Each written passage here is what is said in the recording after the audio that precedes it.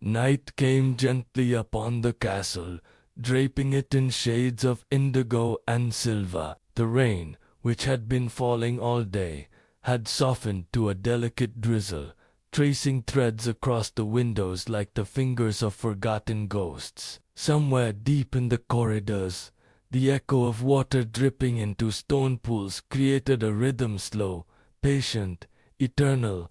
Beauty moved through the halls with a lantern in her hand. The light swayed with her steps, revealing dust that danced in the air like tiny spirits. The castle was vast, silent, and strange. Every room she passed seemed to hold its breath, as if waiting for her to remember something she had never known.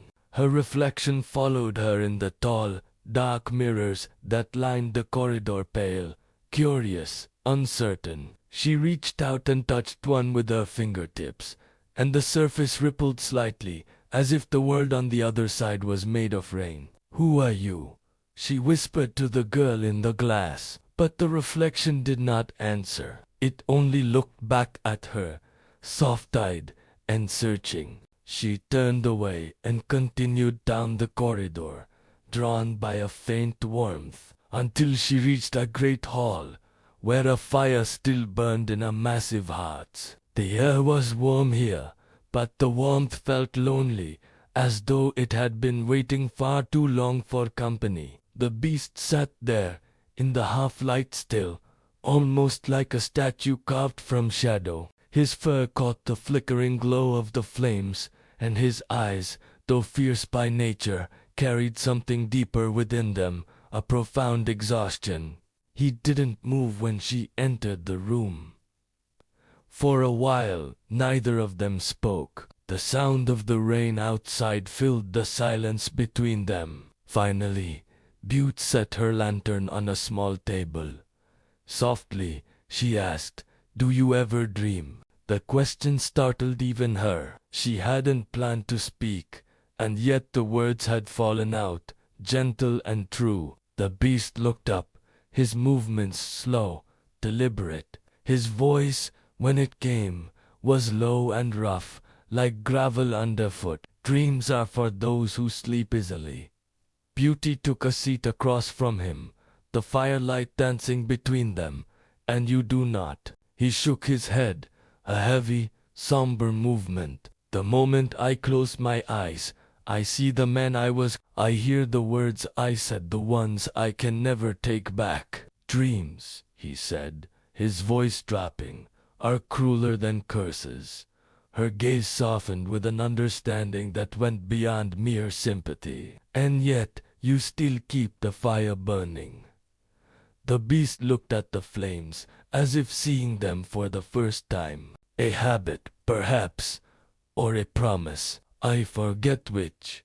They sat there together, just listening to the rain. Butte felt something stir within her, not pity, but a sense of recognition. It was as if the sadness in him echoed something she had carried all her life, but had never given a name. She remembered her own past, the people she had loved and lost, the dreams she had let fade for the sake of others. She thought of the way the world demanded brightness, even from hearts that had grown tired of pretending. The beast's eyes found hers across the dim light.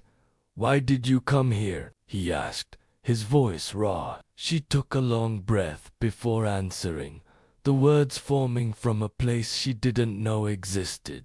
"Because the world outside had stopped listening." The answer seemed to surprise him as much as it did her. "I thought I came for my father," she continued, "but perhaps I came because I wanted silence. Because I wanted to stand somewhere where love didn't have to be beautiful to be real."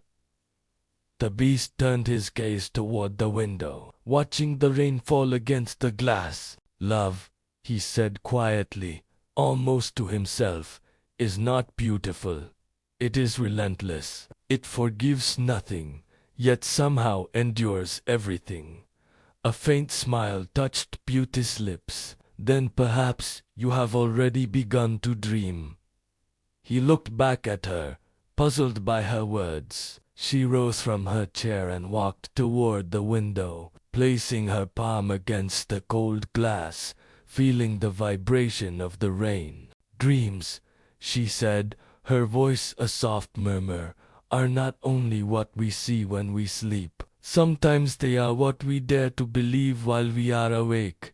Just then, lightning flashed far away, lighting up the forest in silver for a single, silent heartbeat. In that brief shimmer of light, Beauty saw their reflection in the window pane, a woman and a beast standing side by side, caught between shadow and flame. And she thought, *Maybe this is not a curse. Maybe it's a mirror.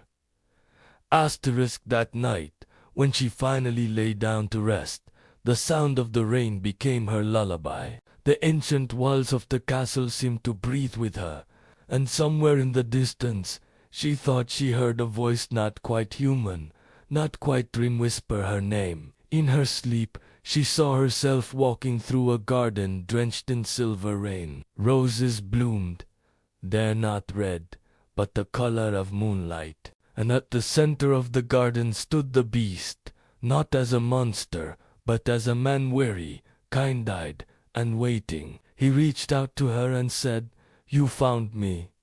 When Beauty awoke, tears clung to her lashes. She didn't know if she had been crying in the dream or in the world she had returned to. The rain still fell outside, quiet and endless. She rose, lit her lantern again, and whispered to the pale morning light, "Yes, I found you."